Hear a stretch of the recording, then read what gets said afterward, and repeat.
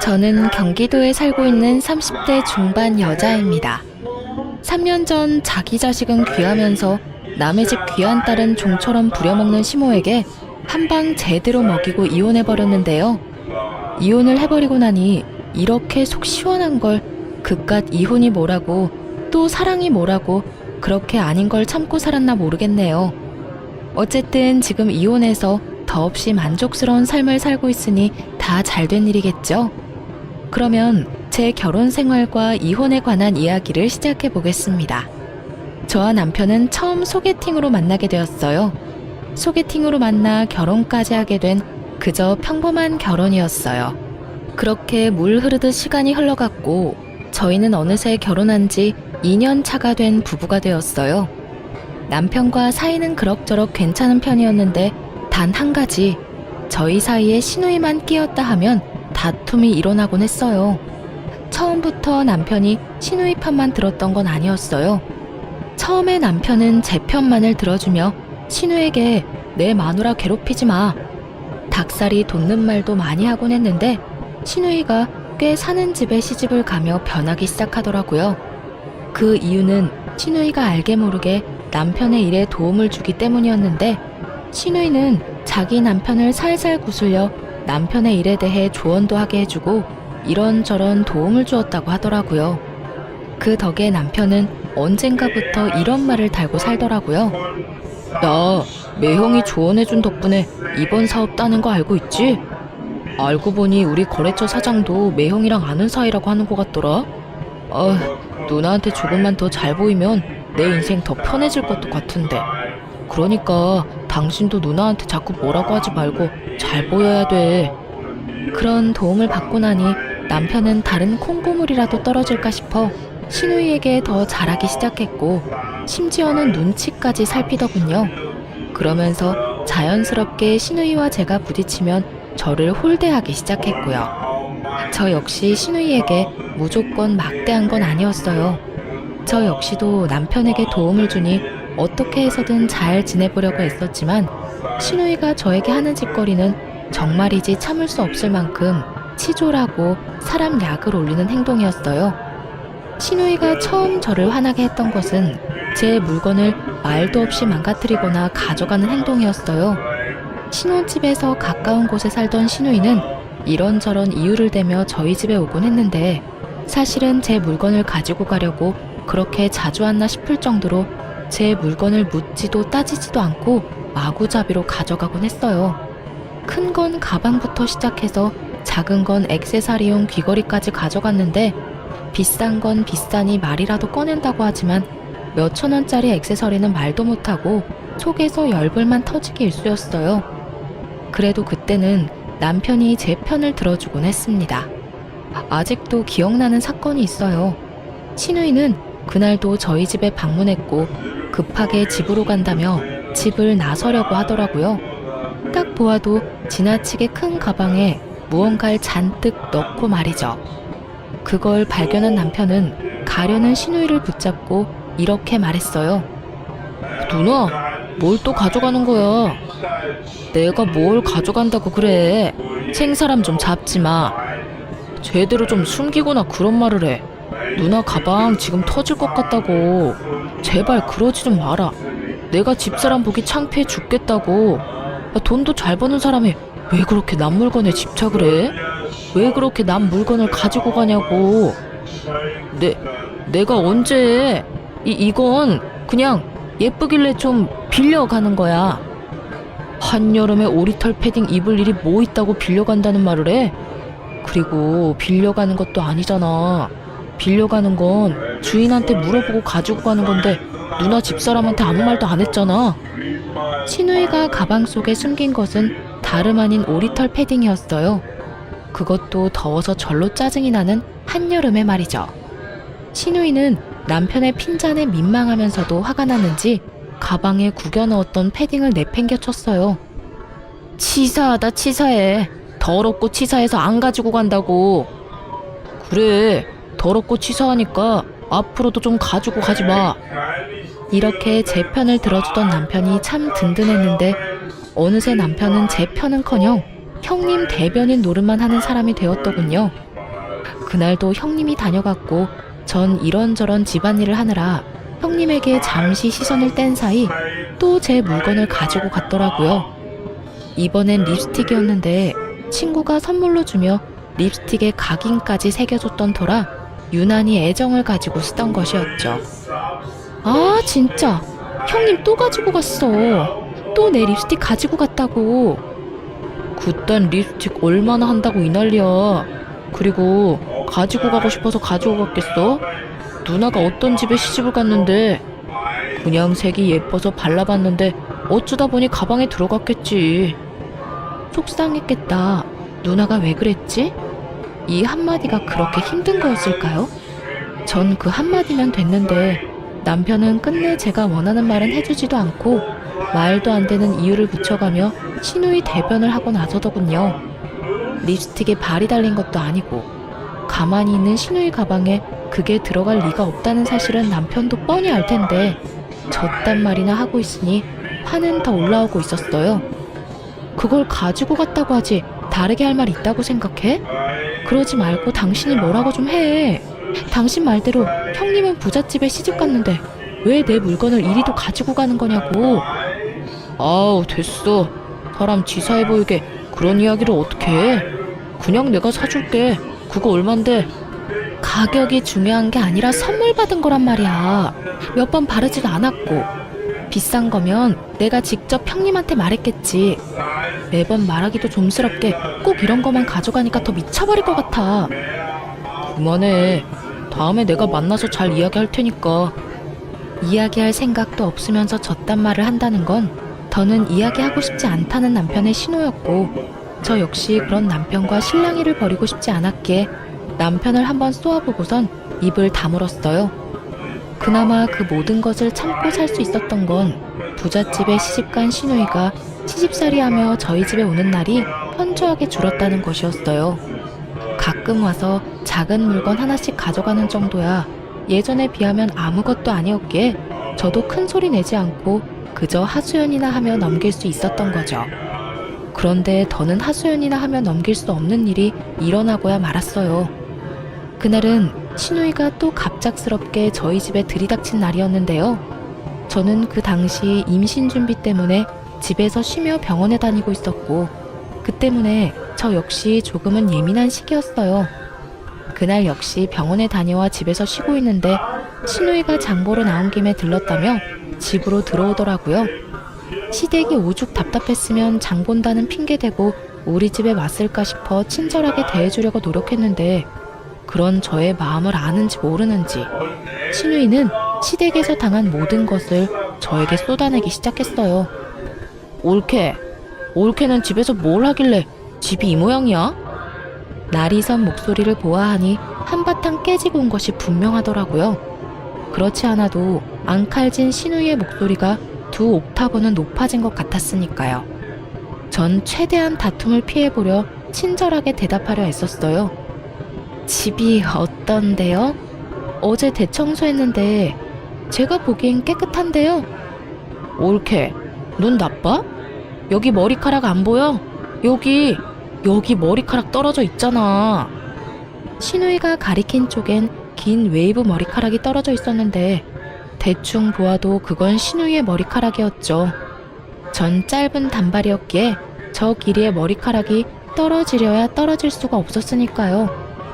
형님, 그건 형님 머리카락이잖아요. 그렇게 머리카락을 매만지니까 머리카락들이 버티겠어요? 그래? 어찌되었든 거슬리니까 얼른 치워. 이거 못 보던 건데 새로 샀어? 시누이의 손가락의 끝엔 큰맘 먹고 퇴직금으로 산 명품 샌들이 있었고 전 순간적으로 아차 싶었어요. 뭐긴 뭐예요. 그냥 신발이죠. 이거 명품이잖아. 무슨 돈으로 샀냐고. 올케 혹시 집에서 놀고 먹으면서 내 동생 돈으로 사치 부리고 살아? 그 순간 확 성질이 올라오더라고요. 가정주부가 하는 일이 많다는 걸 누구보다 잘 아는 시누이가 저딴 말이나 하며 남편 등골 빼먹는 여자로 몰고 가니 더욱 화가 났던 것 같아요. 전 시누이의 말이 끝나자마자 언성을 높이며 시누이에게 따지듯 말했어요. 형님, 무슨 말을 그렇게 하세요? 형님도 일 안 하고 집안일만 하는데 놀고 먹기만 하는 거 아니잖아요. 그리고 이 신발 제 돈으로 샀어요. 그간 직장 생활을 하느라 고생했다는 의미에서 제 돈으로 산 제 신발이라고요.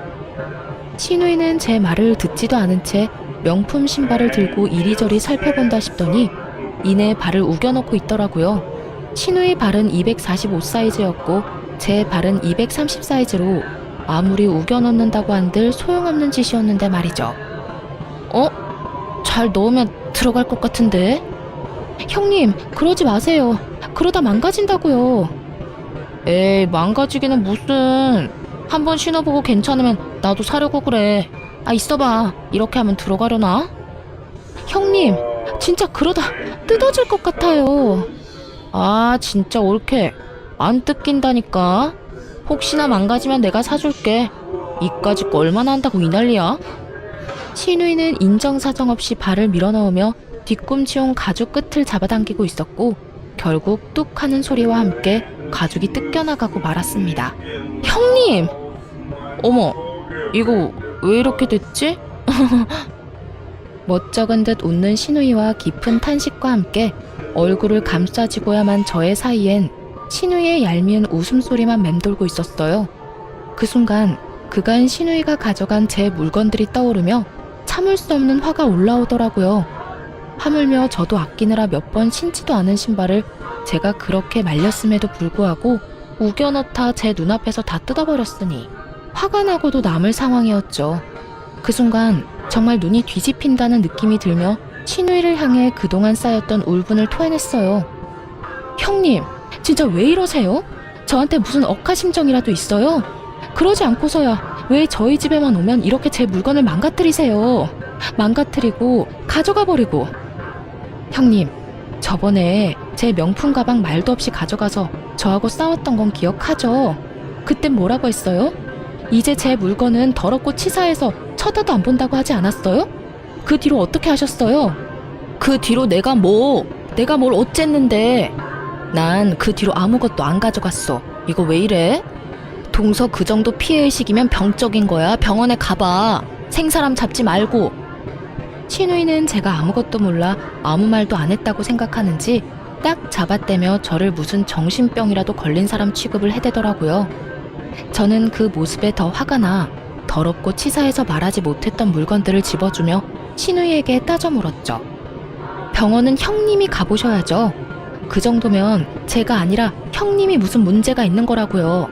립스틱, 향수, 머리핀, 스카프 등등. 뭐라고 하기엔 치사한 것들만 골라서 하나씩 가져간 거 제가 몰라서 참고 있는 줄 아세요? 말 그대로 그런 걸로 입대기 더럽고 치사해서 안 한 거예요. 그런데 오늘은 이게 뭐예요? 제가 하지 말라고 분명 말했잖아요. 아니, 옳게. 진짜 말 너무 심하게 한다. 내가 무슨 도둑년이야? 내가 또 언제 내 동생 집에만 오면 동서 물건을 가지고 갔다고 그래. 그러면 아니에요? 올 때마다 꼭 하나씩은 가져가시잖아요. 아니거든. 몇 번 안 가지고 갈 때도 있었거든. 언제요? 있긴 있었죠. 저나 남편한테 딱 걸려서 안 가지고 간 게 아니라 못 가져간 적은 여러 번 있긴 하죠. 옳게. 진짜 그런 식으로 말할 거야? 알겠어.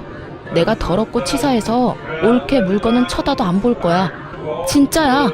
이까짓 것들 얼마나 한다고 이 난리를 부리는지 모르겠네. 그냥 선물 줬다고 생각하면 서로 편하잖아. 선물도 제 마음에서 우러나야 줄 수 있는 거예요. 형님 같으면 형님한테 선물 주고 싶겠어요? 그리고 매번 이까짓 거 그러는데 다른 건 다 됐고 얼마 되지도 않는 이까짓 신발 가격 문자로 보낼 테니까 오늘 내로 입금해 주세요. 조금 전까지만 해도 당장 돈을 붙일 것처럼 굴던 신우이는 막상 제가 정말 돈을 요구하자 눈을 동그랗게 뜨고 저를 보며 이렇게 말하더라고요. 뭐? 지금 나한테 가족끼리 신발값을 받겠다는 거야? 네, 형님이 이까지 신발 망가지면 사준다고 하셨잖아요. 사주는 거 대신 돈으로 주세요. 형님이 짝퉁을 사줄지 중고로 사줄지 제가 어떻게 알고 신발로 받겠어요? 그러니까 돈으로 입금해 주시고 오늘은 이만 가주세요. 지금 당장 가달라고요. 저는 신우이를 밀어내며 닥달했고 신우이는 그런 제 행동이 어이가 없다는 듯 들고 있던 신발을 제 얼굴에 던져버리고 집을 나가버리더라고요. 그 순간 정말 생각 같아선 신발로 뒤통수를 날려버리고 싶은 걸 얼마나 참았나 모릅니다. 그래서 신우이가 돈을 보내줬냐고요? 아니요. 신우이는 끝끝내 돈을 붙여주지 않았고 그 후론 연락도 저희 집에 발걸음도 하지 않았어요. 고가의 신발값을 받지 못한 건 짜증도 나고 화도 나긴 했지만 빌어먹을 신우이를 안 보는 걸로 그 값을 대신한다고 생각하기로 했습니다. 그렇게 생각해야만 제 화를 다스릴 수 있을 것 같았거든요. 생각보다 신우이가 오지 않는다는 확신에서 주는 심적 안정과 평화로움은 더 달콤했습니다. 이런 컨디션이라면 그렇게 노력해도 안 되던 임신도 당장 될 것만 같은 기분마저 느껴졌어요. 그렇게 평화로운 시간이 지나고 있었는데 어느 날은 시모에게 시댁으로 오라는 연락이 왔더라고요. 이유를 물어도 대답을 해주지 않는 것이 미심쩍긴 했지만 오라는데 가지 않을 수도 없는 노릇이라 무거운 발걸음으로 시댁으로 가게 되었죠. 시댁에 들어서는 순간 저는 경악을 금치 못했어요. 시댁 거실 한가득 절인 배추가 보였고 그 한가운데에 선 시모는 저를 보자마자 일을 시켜 먹으려 들었으니까요. 왔니? 얼른 앞치마 하고 오거라. 오늘 김장 좀 해야 해. 네? 김장철도 아닌데 무슨 김장이에요. 아니, 이게 다 몇 포기예요? 얼마 안 되는데 50포기는 넘는데 100포기는 안 될 거야. 그래도 내가 너 힘들까봐 절인 배추를 산 거니까 고마운 줄 알아. 요즘에 이런 시어머니가 어디 있니? 네, 이런 시어머니가 또 없긴 하죠. 요즘 누가 김장철도 아닌 때에 식구도 없는 집에서 100포기씩 김장을 하나요? 심지어 저희 집 김치냉장고엔 김치가 가득한데 말이죠. 제가 알기론 시댁에도 남은 김치가 절반은 넘게 남았던 걸로 아는데 갑자기 김장이라고 하니 의아한 기분이 들었어요. 그런데 어머님, 갑자기 웬 김장이에요? 어머님네 김치도 아직 많이 남았잖아요. 어머님도 그렇고 남편도 그렇고. 김치 별로 안 먹어서 먹을 사람도 없는데 이만큼이나 해서 어쩌시려고 이렇게나 많이 하세요? 우리 먹을 거 아니다. 네 형님 줄 거야. 그 망할 옆에 내가 글쎄 내 딸한테 혼자 김장을 해라고 했다지 뭐니.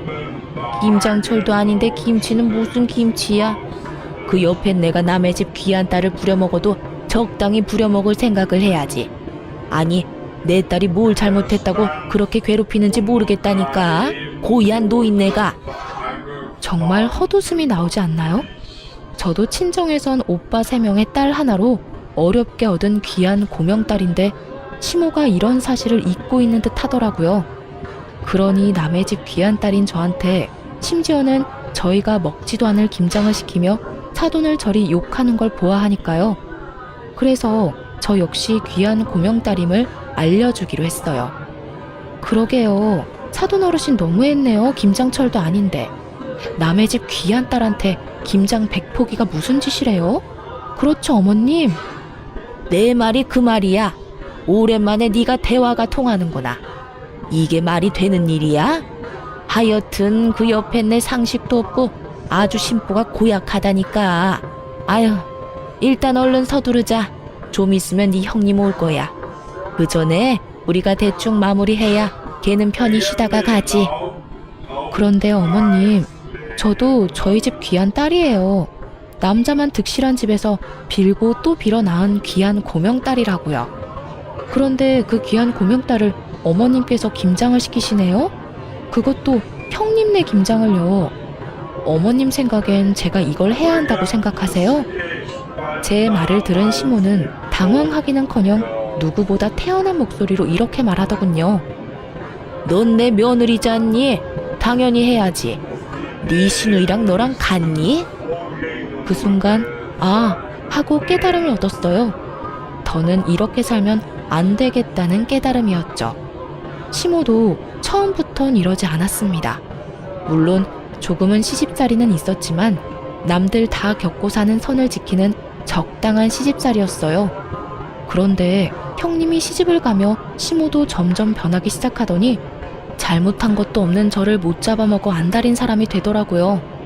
시집살이를 당하는 시누이를 보며 자신이 너무 착하게 저를 대했다고 생각했는지 신우이가 당하고 오는 날엔 신우이가 당한 그대로 저에게 해버리는 경우가 종종 있었어요. 그간에는 어떻게 해서든 참아보려고 했는데 더는 참을 수가 없는 지경이었죠. 어머님, 똥 묻은 개가 겨 묻은 개 나무란다는 말 아시죠? 그래, 알지. 그런데 그 말은 갑자기 왜? 지금 어머님한테 제가 하고 싶은 말이에요.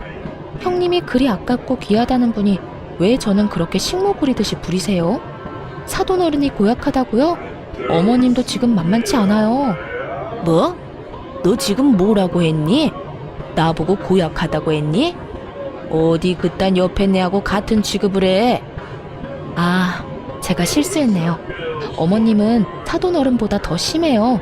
진짜 기가 막혀서. 제가요, 내리사랑은 들어봤어도 내리김장은 듣도 보도 못했네요. 어떻게 형님 김장을 저한테 다 하라고 할 수가 있어요? 제가 무슨 혹은 줄 아세요? 제가 이 집 식모라도 되는 줄 아냐고요. 차라리 식모가 저보다는 낫겠네요. 식모는 월급이라도 받고 그동안 수고했다는 말이라도 듣는데 저는 오로지 욕만 먹으니까요. 어찌되었든 전 이 김장 절대로 못하니까 이 김치들 삶아 먹든 구워 먹든 형님이랑 둘이 함께 잘 해결해 보세요. 이년이 진짜 네가 시어미한테 못하는 말이 없어. 어디 시댁 무서운 줄 모르고 입에서 나오는 대로 뱉어내고 있는 게야. 그리고 네가 한다 만다 결정할 수 있는 문제라고 생각하는 거니? 너는 그냥 내가 시키면 그 입 뻥끗도 하지 말고 시키는 대로 다 하면 돼. 알겠어? 제가 어머님이 기르는 똥개라도 되는 줄 아시나 본데 동물도 어머님처럼 괴롭히면 확 물어버려요. 그건 아시죠? 그러니까 제가 마지막 예의 챙겨드릴 때 그만하세요. 전 더는 이런 취급 받고 살지 않을 거니까요. 뭐야? 너 지금 날 상대로 겁주고 있는 거냐? 감히 네가 시어머니인 나를? 아주 네 버르장머리가 하늘을 찌르는구나. 어디서 보고 배운 거 없이 이따위로 구는 거야? 시모는 그야말로 노발대발 화를 내고 있었고 저는 그러거나 말거나 집에 갈 채비를 하고 있었어요. 그 순간 시댁으로 시누이가 들어왔고 화를 내는 시모를 본다 싶더니 저에게 상황을 물어오더군요. 올케, 이게 무슨 상황이야? 우리 엄마 왜 저렇게 화가 난 거야? 절인 김치를 보고도 몰라서 묻는 거예요? 형님네 김장은 제발 형님 혼자 알아서 좀 하세요. 나이가 몇 살인데 무슨 일만 있으면 쪼르르 친정에 와서 징징거리는 거예요. 아니, 징징거리고 끝나는 문제면 몰라. 왜 애먼 사람까지 스트레스 받게 만드냐고요. 어쨌든 나는 이 김장 절대 못하니까 형님 혼자 알아서 잘하세요. 저는 바닥에 떨어져 있던 앞치마와 장갑을 시누이 손에 줘버렸고 시누이는 제가 준 장갑과 앞치마를 내려다보더니 이렇게 소리치더라고요. 아니, 내가 이걸 왜 해? 우리 엄마가 올케한테 하라고 시켰다며. 그러면 올케가 해야지. 애초에 이건 형님 시어머님이 형님한테 시킨 거라고요.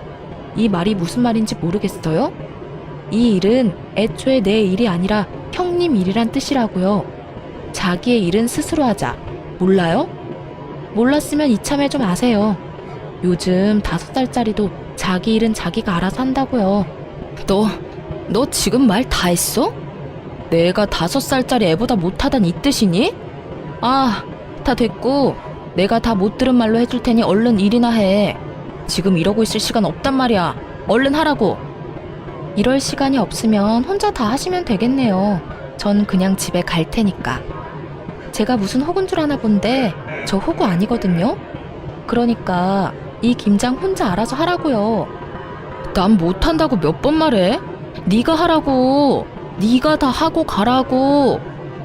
제 말에 약이 오를 대로 오른 시누이는 제 얼굴에 쥐고 있던 고무장갑과 앞치마를 던지며 끝까지 저에게 생떼를 부리더군요. 처음도 아니고 2번이나 시누이가 던진 물건에 얼굴을 맞아버리니 화가 치솟아 오르며 이대로 가만히 있으면 안 되겠다는 생각을 했어요. 도저히 말로 해선 들어먹을 것 같지 않다고나 할까요? 그래서 전 잘 절인 배추 한 포기를 시누이의 얼굴에 던져버렸습니다. 네, 그 막장 드라마의 한 장면처럼 말이죠. 야, 미친 게 지금 나한테 뭘 던지는 거야? 직접 맞아보고도 모르겠어? 왜? 한 포기 더 맞아볼래? 그러면 알겠어? 너 나한테 그따위 것 또 던지기만 해봐. 내가 가만히 안 있을 거야? 가만히 안 있으면 어쩔 건데. 그리고 너는 매번 나한테 이것저것 던져댔으면서 나는 왜 안 돼? 너 지금 나한테 너라고 했어? 감히 하늘 같은 형님한테 반말을 해? 하늘 같은 소리 한다. 정신 좀 차려라. 하는 짓거리는 땅보다도 못한 짓을 하면서 하늘 대접은 받고 싶어 하는 게 말이 된다고 생각해? 야, 너 하고 싶은 말도 없고 네 얼굴 보고 싶지도 않으니까 다신 나 부르지도 말고 연락도 하지 마. 그리고 이 김장도 네가 알아서 해. 알겠어? 야, 너 진짜 내가 가만 있을 줄 알아? 내가 너 내 동생이랑 이혼시킬 거야. 어떻게 해서든 내 동생이랑 이혼시키고 말 거라고. 그때 가서 후회하지 마. 그때 가서 울고불고 매달려도 소용없다 이거야. 저는 끝까지 정신을 못 차리는 신우이에게 한마디 해주고 시댁을 나와버렸습니다. 나라고 가만히 있을 줄 알아? 너 한 번만 더 이딴 짓 시키면 내가 네 시댁에 찾아가서 그 잘난 사돈어른한테 네가 어떤 인간인지 다 말해줄 거야. 알겠어? 그때 가서 너나 후회하지 마. 나는 네가 내 앞에서 무릎 꿇고 울고불고 빌어도 눈도 하나 깜짝 안 할 거니까. 전 그대로 뒤를 돌아 집으로 돌아왔고 샤워를 한 후 소파에 앉아 화를 식히고 있었어요. 찬물로 샤워를 했는데도 얼마나 화가 났는지 열기가 식지 않더라고요. 가만히 앉아 아무리 생각해도 남편 놈은 시댁 편이나 들 것이 뻔했고 이제는 결정을 내려야 한다는 생각이 들었죠. 시댁 문제만 아니면 남편과 싸울 일도 없을 뿐더러 오히려 사이가 좋았던 편이라 이혼을 생각한 적은 있었지만 그건 다들 한 번씩은 하는 홧김에 잠시 해보는 생각일 뿐이었어요. 하지만 그런 일까지 겪고 나니 더는 이렇게 살고 싶지도 않았고 이 괴롭힘이 줄어들기는커녕 점점 심해질 것이 분명하니 이혼을 처음으로 진지하게 고민하고 또 생각하게 되었죠. 만약 남편이 이 순간의 행동을 똑바로 해준다면 시댁의 발길을 끊고 신우이와 연을 끊는 것으로 마무리하겠지만 그렇지 않다면 이혼해야 한다는 쪽으로 마음이 기울고 있었어요. 그런 생각들을 하며 저는 남편을 기다렸고 8시가 넘어도 온다 간다 소식이 없던 남편은 10시가 넘은 시간에 집으로 돌아오더군요. 그런데 남편은 혼자가 아니었어요. 잔뜩 굳은 표정을 한 남편의 뒤로 짐을 가득 들고 들어오는 신우이가 따라 들어오더라고요. 저는 또 이건 무슨 상황인가 싶더라고요. 맨몸으로 신우이가 왔다면 따지러 왔다고 생각할 수도 있겠지만 짐을 들고 들어오니 불안하면서도 의아했어요. 뭐야? 형님은 우리 집으로 들어와? 몰라서 물어. 오늘 당신이 누나네 김장 안 해줬다며. 누나랑 엄마 둘이서 그 많은 김장을 어떻게 해? 누나는 김장해 본 적도 없고 엄마는 나이가 있는데 그래서 집에서 쫓겨났어. 그 할망구 진짜 너무하는 거 아니야? 아무리 그렇다고 해도 어떻게 사람을 쫓아낼 수 있어? 그래서 우리 집에 데리고 온 거라고? 앞으로 우리 집에서 살려고? 그러면 어떻게 해? 당신 때문에 모든 일이 이렇게 됐는데 우리가 책임져야지. 평생은 아니고 조만간 그 집에서 다시 부르면 돌아가면 되니까 그때까지만 좀 같이 살자.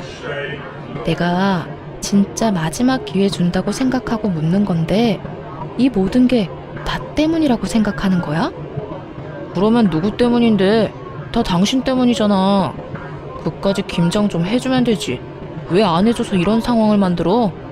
그리고 당신 우리 누나 절인 김치로 따대기까지 날렸다며? 내가 진짜 그 이야기 듣는데 내가 다 화가 나더라. 여러모로 당신이 잘못했으니까 당신도 아무 말 하지 말고 누나한테 잘못했다고 빌어 얼른. 그렇게 남편놈은 마지막 기회마저 날려버리는 소리를 해대고 있었고 그 순간 잡고 있던 모든 끈이 끊어져 나가는 소리가 들리더군요. 신발 벗지 말고 너도 나가. 참 많이도 고민했는데 남편의 말을 듣는 순간 길었던 고민에 비해 결론은 빠르고 명확하게 결정되더라고요. 그래서 신발도 벗지 않은 두 사람에게 나가라고 소리쳐버렸고 남편과 신우이는 놀란 토끼 눈으로 저를 바라보더군요. 단연 놀란 것은 남편이었는데 아무리 싸워도 이런 말은 한 번도 하지 않았던 저였기에 순간 잘못 들었나 하는 눈빛을 보내며 다시 물어오더군요. 어? 뭐라고? 너도 나가라고.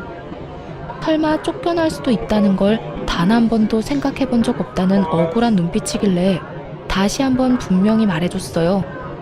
사돈이 너무한 게 아니라 네가 너무하네. 뭐? 그 김장을 내가 다 해줬어야 한다고? 네 누나 김장 100포기 시키는 사돈어른하고 나한테 우리가 먹지도 않을 김장 100포기 시키는 당신 엄마 중에 누가 더 너무한 것 같니? 100번 1000번을 생각해도 당신 엄마 아니야? 당신도 똑같아. 어떻게 나한테 그딴 식으로 말할 수가 있어? 난 더는 너 같은 인간이랑 살 생각도 없으니까 나가라고. 제가 소리를 질러대자 신우이가 나서 동생 편을 들며 화를 내기 시작했어요. 야, 너 진짜 오늘 미쳤어? 아까 엄마 집에서도 미친 사람처럼 굴더니 지금 또 이러네? 네가 뭔데 내 동생한테 나가라 말아야. 너 정신 못 차려? 누가 누구한테 혼수질인지 모르겠네 진짜. 야, 정신은 너나 차리고 내려놓은 짐이나 다시 챙겨서 나가기나 해.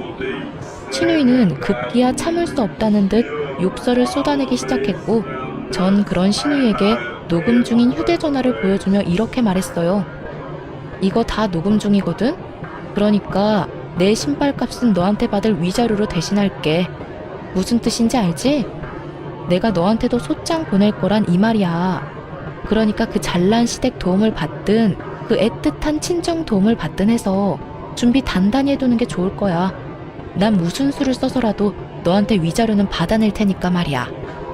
제가 이렇게까지 하자 남편은 그제야 상황의 심각성을 인지했는지 목소리 톤을 급하게 낮추며 이렇게 말하더군요. 여보, 진짜 왜 이래? 정말 당신 이혼이라도 하려고 이러는 거야? 그래서 나보고 정말 이 집에서 나가라고? 그까지 김장이 뭐라고 이렇게까지 하는 거야? 일단 흥분을 좀 가라앉히고 나랑 천천히 이야기 좀 해. 어? 그까지 김장이 뭐라고 상황을 이렇게 만든 사람은 내가 아니라 당신 식구들이거든? 오늘 이 상황까지 오는 동안 내가 뭘 잘못했길래 왜 다들 날 못 잡아먹어서 안달이야? 그래, 당신 화난 거 다 알겠고 다 이해하니까 일단 나랑 차분하게 이야기부터 하자. 이혼은 아니지. 이런 걸로 무슨 이혼을 해. 이제서야 이해를 한다고? 그 이해 참 빠르기도 하네. 그런데 어쩌냐? 난 참을 만큼 참았고 더는 참을 노력도 인내도 남아있지 않으니까 그냥 이혼해. 이런 일로 이혼이 될지 안 될지는 법원에서 가려줄 테니까 그냥 이혼하자고. 그리고 이 집에서 당장 나가. 저는 남편과 신우이를 밀어냈고 신우이는 끝까지 못 나간다며 되려 저에게 나가라며 고함을 고래고래 질러대더군요. 야, 밀지 마. 밀지 말라고. 그리고 나가려면 네가 나가야지 왜 우리가 나가? 여기 내 동생 집이거든? 난 절대 못 나가니까 네가 나가. 야, 땡전 한 푼 없는 네가 시집은 어떻게 갔을 것 같은데? 아, 우리 시댁에 돈 없는 거 너도 뻔히 알지 않아? 네 시집 자금 우리 집에서 나온 거야. 아니, 정확히는 네 동생 돈이겠네. 네 동생이 네 시집 자금 대준 대신 이 집 명의 내 명의로 해줬다 이거야. 어차피 이 집 마련할 때 내 돈이 더 많이 들어가서 나한테 지분이 더 많긴 했지만 이젠 온전히 내 집이란 이 말이지. 그러니까 당장 꺼져. 네, 그래요. 신우이는 시집 갈 때 모은 돈이 별로 없었고 시댁에서도 도와줄 형편이 되지 않았어요. 어떻게 해야 할지 고민이 많던 시기에 남편이 신우이의 시집 자금을 주게 된 것이었죠.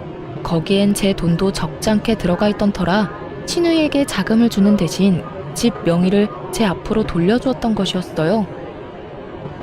이게 정말 사실이야? 너 집 명의 쟤한테 넘겨줬어? 너 미쳤어? 집을 넘겨주면 어떻게 해? 이제 우리 어디 가서 살려고? 그러면 어떻게 하냐? 누나가 그때 돈 내놓으라고 난리 부렸잖아. 나한테 그런 큰 돈이 있을 리도 없고 있다고 한들 집사람이랑 같이 모은 돈뿐인데 누나 시집은 보내야 하니까 그랬지. 나라고 뭐 집까지 넘기고 싶어서 넘긴 줄 알아? 아, 그러게 내가 집사람 좀 적당히 괴롭히라고 했잖아. 그러다 나 이혼당하면 큰일 난다고. 집까지 넘긴 줄은 몰랐지. 그런 사실은 빨리 말했어야지. 나는 누나 속상할까봐 그랬지. 그리고 누나가 부잣집 시집갔으니까 언젠가는 다 돌려줄 거라고 생각하기도 했고, 누가 이렇게 될 줄 알았나? 이제 어떻게 해? 우리 진짜 어떻게 하냐고. 그제야 모든 사실을 알게 된 신우이는 망연자실한 얼굴로 중얼거리고 있었고, 전 그런 두 사람을 있는 힘껏 밀어 집에서 내쫓아 버렸어요. 쫓기는 그 순간에 신우이는 이대로 쫓겨났다간 정말 큰일이다 싶었는지 제 다리를 붙들고 울고불고 하며 매달리더라고요. 옳게, 이대로 사람을 내쫓으면 어떻게 해? 이 야밤에 어딜 가라고. 우리 정말 갈 데가 없어. 이런 꼴로 친정에 갈 수도 없는 노릇이고 정말 갈 데가 없다고. 그러니까 일단 들여보내줘. 들어가서 내가 잘못을 빌든 다신 옳게 괴롭히지 않겠다는 각서를 쓰든 뭐든 할 테니까 일단 집에만 들어가게 해줘. 이제 와서 이래도 아무 소용 없거든. 난 무조건 이혼할 거고, 이혼할 마당에 너희 오갈 데 없는 것까지 걱정해주게 생겼어? 넌 아직도 내가 호구로 보이니? 내가 언제 올케를 호구로 봤다고 그래. 내가 정말로 올케한테 했던 모든 행동이 미안해서 그래. 너무 미안해서 정식으로 사과라도 하고 싶어서. 그러니까 일단 들어가서 이야기하자. 그래? 그러면 그 진심은 눈꼽만큼도 없는 사과 받은 걸로 칠 테니까 이만하시고 좀 꺼져주세요, 형님. 전 신우이를 뿌리치고 문을 닫아버리곤 도어락 건전지를 빼버렸죠. 밖에선 문을 두드리며 이야기 좀 하자고 난리가 났지만 전 그런 두 사람에게 조용하지 않으면 경찰에 신고해버리겠다고 엄포를 놔버렸어요. 그 후 두 사람은 시댁으로 가버렸고 그렇게 이혼을 진행하게 되었습니다. 전 이혼 준비와 함께 시모와 신우이에게도 소장을 보내버렸어요. 신우이에겐 대화 녹음 파일과 저에게 보내왔던 욕설 가득한 문자가 있었고, 시모에겐 그간 저에게 보냈던 문자들이 가득했어요. 전 위자료를 다 받아내고 이혼을 할 수 있었고, 이혼을 하는 그날까지도 전 남편은 저에게 끝까지 매달리더군요. 여보, 정말 이대로 이혼할 거야? 우리가 이혼할 이유가 없잖아. 우리 누나 아니면 싸울 일도 없었고 사이도 좋았잖아. 그런 우리가 왜 이혼해야 해? 그러니까 이혼하는 거야. 당신은 아무것도 모르니까. 당신 누나 아니면 싸울 일이 없으니까 나도 그래서 참고 살았어. 그런데 당신 누나 아니면 싸울 일이 없다는 건 당신이 당신 누나 하나 막아주지 못하고 있다는 것도 되더라. 당신은 뭐 했니? 내가 당신 누나한테 당하고 괴롭힘 당할 때 당신은 뭐 했냐고. 처음 우리 신혼 때 내 편 들어준 거? 그래봤자 몇 개월이나 된다고. 그 뒤로 당신 그냥 방관자일 뿐이었어. 난 혼자 다 참았고 결국 나 혼자 다 해결하고 당신하고 이혼하는 거라고. 그러니까 더는 이러지 마. 여보, 내가 다 잘못했어.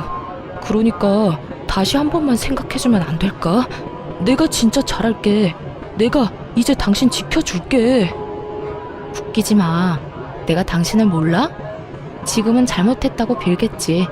그러다 내 화 풀리면 당신은 당신 누나 우리 집으로 데리고 오고도 남을 사람이야.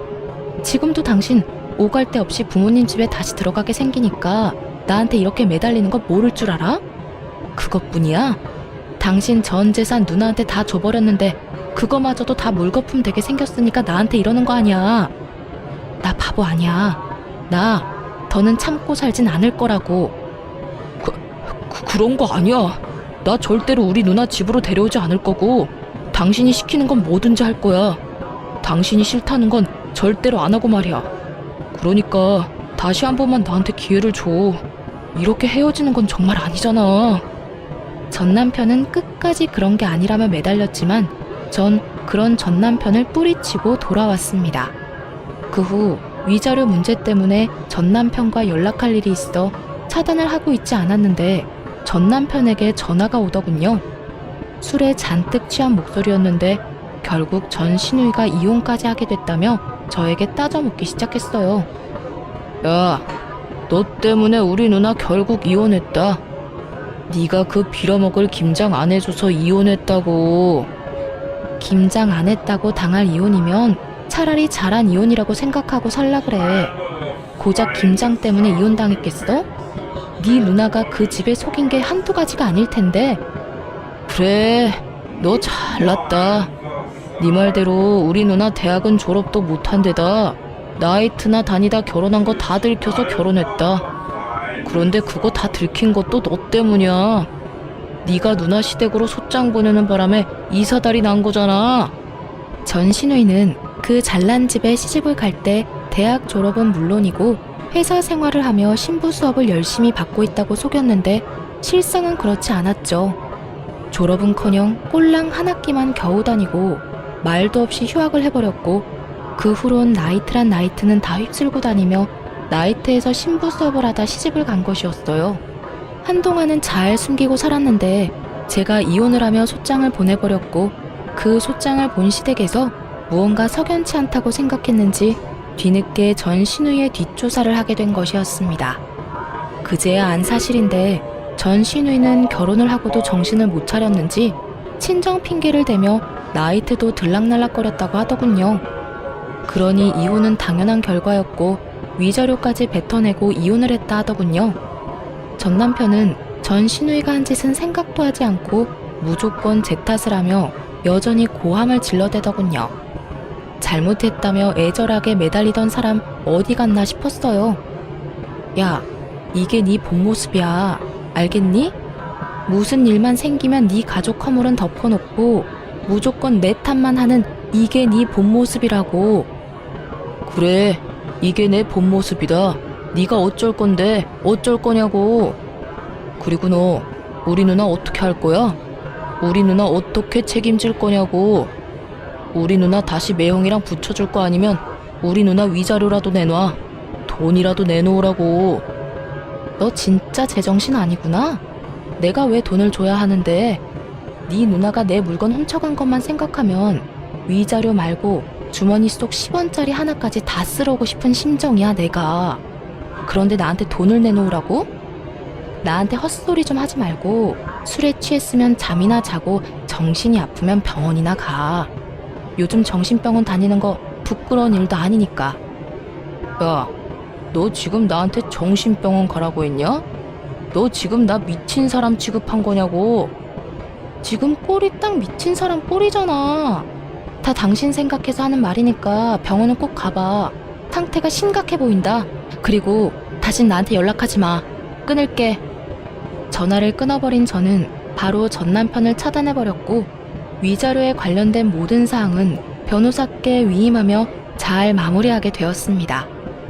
그 후 들려오는 소식엔 전 남편과 이혼당한 전 신우이는 전 시댁으로 들어갔다 하더군요. 전 시모 속도 알만하더군요. 시집 장가 다 보내놨더니 위자료를 주느라 빚쟁이가 되어 다시 집으로 돌아왔으니까요. 그 짧고도 통쾌한 소식을 마지막으로 더는 그 사람들의 소식은 들을 수 없었어요. 아니, 듣고 싶지도 않아 귀를 막고 살았네요. 그 후 전 집값이 많이 오른 집을 처분하고 혼자 살기 편한 작은 집을 얻어 잘 살고 있어요. 일을 쉰 지 오래돼서 그런지 취업이 잘 되지 않더라고요. 사연을 들어보면 제 취업도 턱턱 잘들 하시던데 저는 그렇진 않았어요. 그래서 엎어진 김에 쉬어간다고 생각하며 휴식기를 보내며 미래를 고민하게 되었고 고민한 결과 작은 가게를 차리게 되었어요. 요즘엔 어느 정도 자리를 잡아 떵떵거릴 만큼 돈을 많이 버는 건 아니지만 생활에 무리 없을 만큼은 벌며 잘 지내고 있습니다.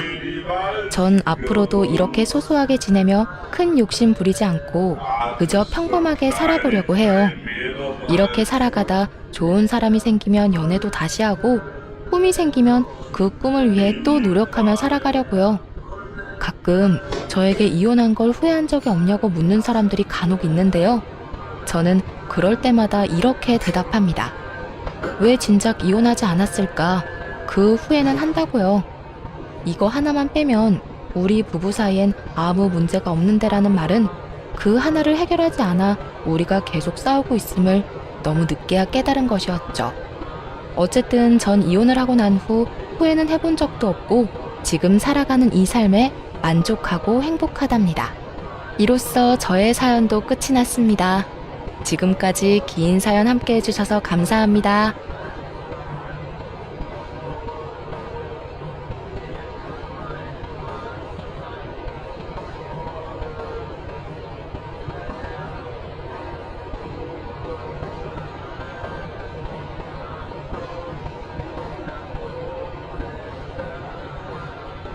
안녕하세요.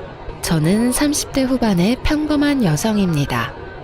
전 남편에게 정말 말도 안 되는 일을 당했는데 복수를 하고도 분이 덜 풀려 여기서 이 한 좀 풀어보고자 사연글을 작성하게 됐어요. 저는 몰랐어요. 악연이란 언제나 인연으로 위장하고 있다는 걸요. 그래요. 처음에 남편과 만났을 때는 정말로 인연이라는 생각을 했어요. 솔직히 연애할 때는 다들 그렇잖아요. 나한테 잘해주는 남자가 제일 좋은 신랑감이라고 생각하죠. 그 사람이 언제나 나를 지켜줄 것 같고 언제나 저와 함께할 것 같은 착각. 저도 그렇게 착각했었어요. 착하고 순수하며 제 마음을 잘 읽어주는 건 사실 결혼하고 나면 그렇게 중요한 건 아니었어요. 제일 중요하게 봐야 할 것을 보지 못하고 섣부른 결혼을 선택한 제가 결국 결혼 4년 만에 이혼을 하게 된 건 어찌 보면 당연한 일이었을지도 몰라요. 저는 애견 미용사였어요. 어릴 때부터 귀엽고 깜찍하고 충성스러운 강아지를 좋아했고 결국에는 그것이 제 진로에 큰 영향을 미쳤죠. 저희 친정이 엄청 부자는 아니었지만 가게 보증금은 빌려줄 정도로 여유는 있으셨고 그렇게 미용을 배운 후부터는 제 가게를 꾸려나가며 일을 했어요. 남편은 당시에 나이가 든 강아지를 한 마리 기르고 있었는데 그 강아지의 미용을 제게 맡기면서 저와 손님 직원의 관계로 알게 됐어요. 정기적으로 미용을 맡기던 남편이 예약 문자가 아닌 강아지의 죽음 소식을 알려온 날부터 저희는 더 이상 손님과 직원의 관계가 아니게 되었습니다. 그렇게 연락을 하고 서로 호감을 가지기 시작했어요. 그렇게 결혼 이야기가 오가고 처음으로 시댁에 방문하게 되었어요. 그런데 분위기가 상당히 묘했던 것이 아직도 기억에 남아요. 뭔가 꺼림칙하고 서먹하고 거리감 있는 느낌. 아무리 봐도 화목한 집안이라는 생각은 들지 않았거든요. 사실 도리어 그 서먹함이 다행일지도 모른다는 생각을 했어요. 남편이 서먹할 정도면 결혼 후에도 시댁과 딱히 가깝게 지내거나 엄청 신경 써야 할 정도는 아니겠지. 난 그 정도 선만 유지하면 되겠지 하는 생각만 그때 했어요. 멍청하게도. 가족이 화목하지 못한 것에는 분명 이유가 있음에도 말이죠. 어쨌든 함께 인사를 갔는데도 부모님은 떨떠름한 느낌이었습니다. 시부모는 시골에서 밭일을 하는 사람이었는데 가진 거라고는 시골집 한 채뿐인 분들이셨어요. 밭도 다른 사람에게 빌려서 농사 짓고 있었고요. 정말 후다닥 인사만 하고 올라와야 했을 정도로 시부모님은 저희와 대화조차도 제대로 나누려 하지 않으셨어요. 그 이유는 결혼식이 끝나갈 때쯤 알게 되었습니다. 저는 남편과 연애하는 1년 동안 남편이 외동아들이라고 생각했어요. 그런데 위로 형님이 하나 있었더군요. 더 웃긴 건 남편에게 형이 있다는 이야기를 결혼식에 온 남편 친척의 입으로 듣게 됐다는 거예요. 아유, 결혼 결정하기 힘들었을 텐데. 그래도 이 집 둘째 아들은 야무지니까 괜찮을 거야. 사람만 보고 결혼하면 나쁘지도 않지. 덕담이라고 전해줬다고 하기엔 너무도 꺼림칙한 말에 제가 모르는 첫째 아들 이야기까지. 첫째 아들에게는 하자가 있다는 식으로 들리는 말에 저는 뭔가 이상하다고 생각했지만 그때는 이미 결혼식이 한창이었으니 자세히 생각할 시간도 없었어요. 시아주버님이든 누구든 어차피 시댁과 남편이 저렇게 소원한데 우리한테 영향을 미칠까? 그런 아니란 생각만 했죠. 그런데 그 시숙은 말 그대로 인간 쓰레기였어요. 그것도 활용 불가능하고 처치곤란인 쓰레기. 나름대로 저에게는 행복한 결혼식이 끝나가고 마지막으로 예식장 식대 계산하는 시간이 됐죠. 저는 부모님과 계산을 했는데 시댁에서 갑자기 부산스럽게 난리가 났더라고요. 뭐? 돈 가방이 왜 없어져? 축의금 잘 챙긴 거 맞아? 사촌동생이 어깨에 꼭 메고 다녔는데 순식간에 열린 상태로 안에 내용물이 다 사라졌어요. CCTV 돌려보니까 형이... 아이고, 그것이 또 어디서 소식을 기어듣고 나왔구나. 그 역병 같은 놈이 또 나왔어. 이를 어쩌냐? 그 돈이 없으면 지금 당장은 식대 낼 돈도 없어. 남편과 시부의 대화에 저는 못 본 척 할 수가 없어서 남편에게 슬쩍 다가가 말했어요. 무슨 일 있어? 자기야, 저기 미안한데 우리 식대 좀 대신 내줄 수 없을까? 아버지가 본가에 모아놓은 돈이 조금 있으신데 나중에 시댁 갔다 와서 돌려줄게. 그 친척 중에 한 명이 다 가져간 것 같아. 미안하다며 이마를 연신 매만지던 남편의 모습에서 민망함과 곤란함이 묻어나왔기에 저는 일단 이 상황을 수습하기로 했어요. 게다가 시부가 식대를 돌려준다고 했으니 괜찮을 거라는 생각도 했거든요. 저는 친정아버지에게 부탁해 남은 축의금을 남편의 식대로 썼어요. 친정아버지는 기분이 좋지 않아 보였죠. 단순히 축의금의 절반을 당장 빌려줘서가 아니라 이렇게 경사스러운 날 딸이 시집 가는데 벌써부터 사돈댁에서 잡음이 터져나오니 불안한 마음이 더 컸던 것 같았어요.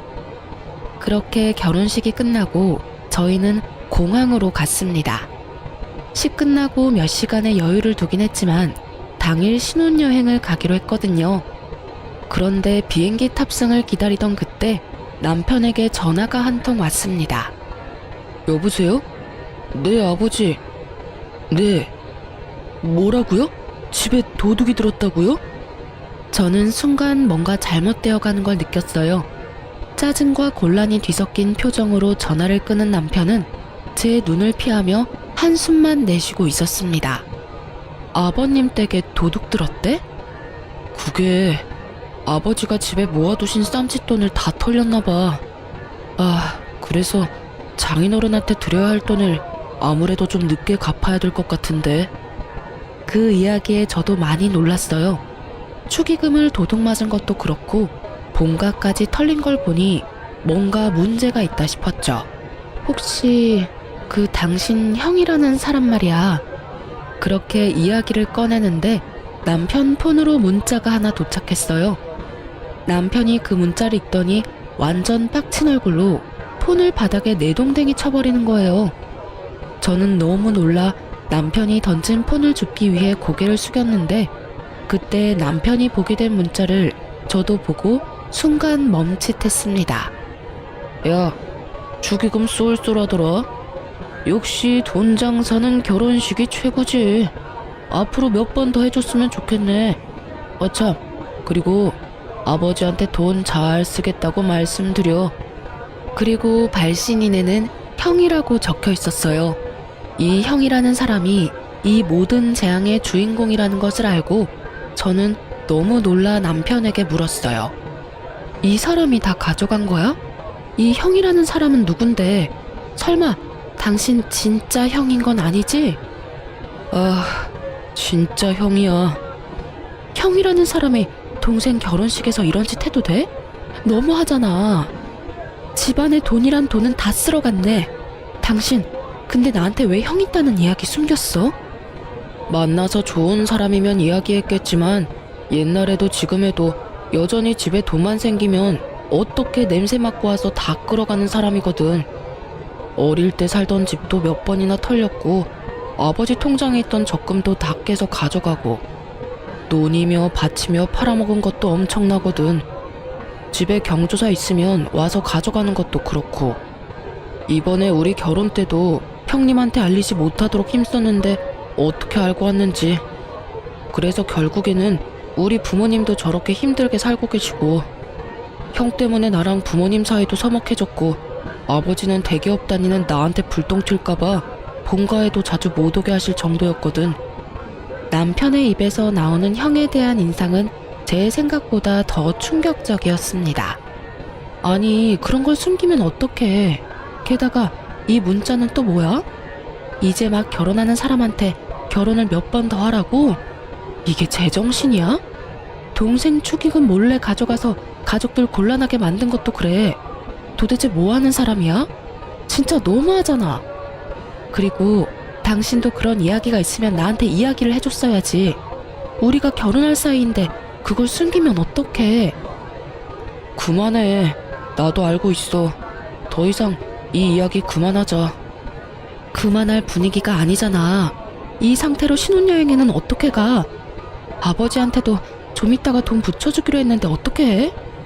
저도 퍽 곤란한 상황이었어요. 제가 받은 돈은 패백 때 친척들에게 받은 돈과 친구들이 제 계좌로 따로 넣어준 축의금 말고는 없었거든요.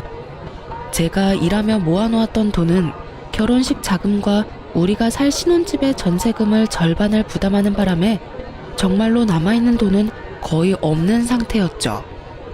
근데 당신도 당신이지만 시아버지 시어머니도 그래. 집에 그런 문제가 있으면 나한테 말이라도 해줬어야지. 이건 뭐 아무것도 모르고 다 뺏긴 꼴이잖아. 그만하라고 했지. 그게 우리 부모님까지 나올 일이야? 형이 잘못하긴 했지만 부모님도 형도 내 가족이야. 내 앞에서 가족 욕하지 마.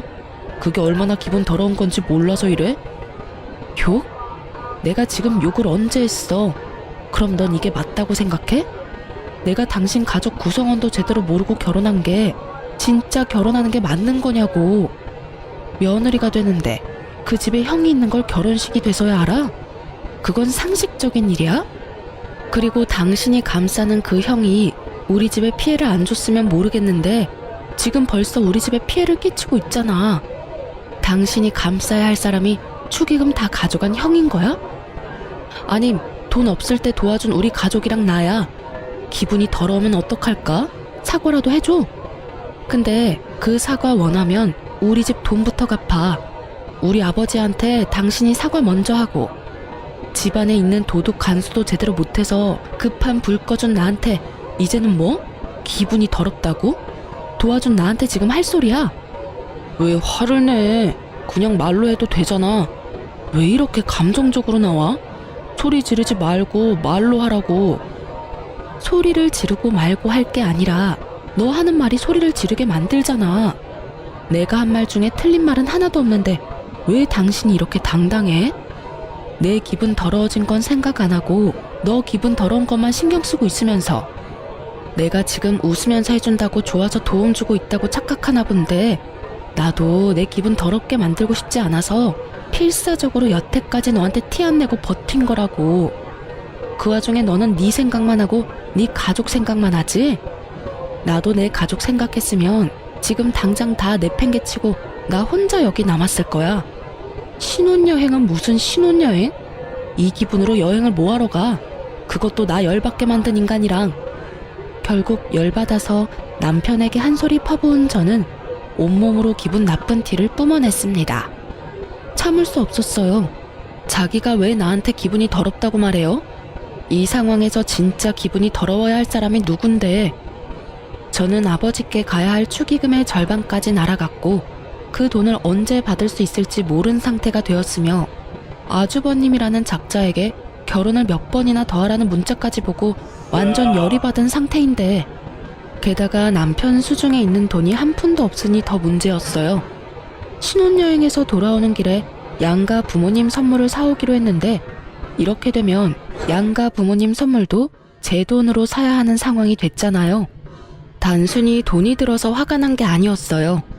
이 행복한 신혼여행의 기분을 완전히 잡치게 돼서 짜증도 났는데 돈까지 내가 다 내서 무언가를 해야 한다는 상황이 더 열이 받은 거였죠. 노발대발하는 제 모습에 남편이 순간 흠칫하더군요. 결혼할 때까지는 저는 한 번도 화를 낸 적이 없었거든요. 아마 제가 화내는 모습을 처음 봤을 수도 있어요. 제가 화를 안 낸 이유는 단순했어요. 서로 다른 환경에서 자랐으니 저와 다른 면을 발견하더라도 상대방에게 그걸 고치라고 강요하지는 않았거든요. 근데 남편도 저한테 상식적인 선에서 대했고요. 그런데 이번은 그 상식에서 완전 벗어난 일이었잖아요. 피해는 저와 저희 집이 다 당했는데 자기 가족만 감싸고 도는 남편 놈을 보니 제가 결혼을 잘못했나는 착각까지 들 정도였으니까 말이죠. 그제서야 남편 놈은 눈을 동그랗게 뜨고는 주춤거리며 제게 말을 하더군요. 자기야, 내가 정말 미안해. 내가 잠깐 정신이 나갔나 봐. 아, 그래. 당신은 충분히 화낼 수 있지. 나도 형 때문에 화나고 짜증나서 그랬어. 당신한테 화내야 할 일이 아닌데. 화 다 내고 사과하면 뭐가 달라져? 내가 기분 나쁜 건 너는 할 말 다 해서 속이 시원해졌고 사과 한마디면 끝나는데, 나는 속으로 더 열받고 있는데 수천 마디 말을 당신 사과 하나 때문에 못하게 된다는 점이야. 여기서 화를 내면 또 나만 나쁜 여자 되는 거니까. 사과를 할 거면 사과할 일을 좀 만들지 마. 생각해보면 단순하잖아. 아니면 좋게 말하고 끝날 일들이었고. 당신 가족이 저렇다는 건 이미 저렇게 됐으니 어쩔 수 없지만 그렇다고 당신까지 나를 이런 식으로 대하는 건 아니지. 미안해. 정말 미안해. 그 형이랑도 절대 연락 안 하고 살 거야. 당신한테 더 이상 피해주지 않도록 조심하면서 살게. 장인어른께 빌린 돈들도 최대한 내가 빨리 갚을게. 그러니까 화 풀어. 당연한 말을 내가 화를 내고서야 하는 남편을 보며 저는 한숨만 푹푹 내쉬었습니다. 신혼여행을 갔지만 순간순간마다 그 일들이 떠오르니 제대로 즐길 수가 없었어요. 저의 신혼여행은 그렇게 완전 엉망진창인 기분으로 끝내게 됐죠. 그 기간 내내 남편은 제 눈치를 보기에 바빴고요. 자기가 잘못한 건 알았는지 아니면 제가 생각보다 더 길게 화를 내는 게 신경 쓰였는지 뭐가 그 사람 진심인지 모르겠지만 더 이상 길게 화내봐야 일어난 일은 일어났고 제 기분은 더 나아질 리 없다는 생각에 남편에게 말했어요. 아주버님이랑 제대로 정리해. 절대로 그 사람이 당신이랑 우리 집에 피해주지 않도록 당신이 확실하게 하라고. 그리고 만약에 한 번만 더 이런 일로 나랑 우리 집에 문제 생기도록 만들면 그때는 이렇게 살지는 않을 거야. 이혼 이야기가 나오더라도 이상할 일 없는 거 알고는 있어? 결국 저의 으름장에 남편은 그 뒤로 제 눈치만 보더군요. 그렇게 그 일은 어떻게든 마무리가 됐습니다. 다만 앙금은 다 가라앉지 않았죠.